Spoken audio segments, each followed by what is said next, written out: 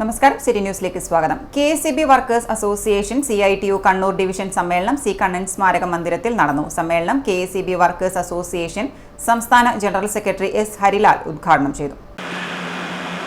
യുദ്ധം വന്നാലും മുതലാളിത്തം കൂടുതൽ ശക്തിപ്പെട്ടാൽ ജീവിക്കാൻ കഴിയാതെ വരുന്നത് സാധാരണപ്പെട്ട മനുഷ്യർക്കും അതോടൊപ്പം തന്നെ തൊഴിലാളികൾക്കുമാണ്. അതിൽ ഏറ്റവും കൂടുതൽ പീഡനം ഏറ്റുവാങ്ങേണ്ടി വരുന്നത് സ്ത്രീകളും കുട്ടികളുമാണ്. ഞാൻ വിശദീകരിച്ച് അതിലേക്കും പോകുന്നില്ല. കാര്യം നമ്മുടെ മേഖല ഒത്തിരി പറയാനുള്ളത് കൊണ്ട് തന്നെ ലോകരാഷ്ട്രീയത്തെ കുറിച്ചൊന്നും ഉദ്ഘാടന പ്രസംഗത്തിൽ കൂടുതൽ പറയുന്നില്ല. നിങ്ങൾ റിപ്പോർട്ടിലെ കുറിച്ചുണ്ടല്ലോ. ഇന്നിപ്പോ നാം സംസാരിക്കുമ്പോൾ ലോകം തന്നെ പലതിനെയും കണ്ടില്ലെന്ന് നടിച്ച് ചിലതിനൊക്കെ എതിർത്തുകൊണ്ട് പോവുകയാണ്.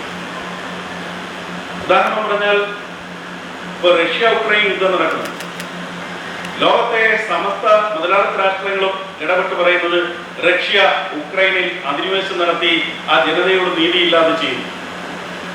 പക്ഷേ അപ്പുറത്ത് ഈ സാമ്രാജ്യത്വ രാഷ്ട്രങ്ങളുടെ പിന്തുണയിൽ നൂറ്റാണ്ടുകളായി ഒരു രാജ്യത്തിനകത്ത് ഈ പറഞ്ഞ അതിക്രമം കാണിക്കുന്നതിനെ കുറിച്ച് പറയുന്നില്ല.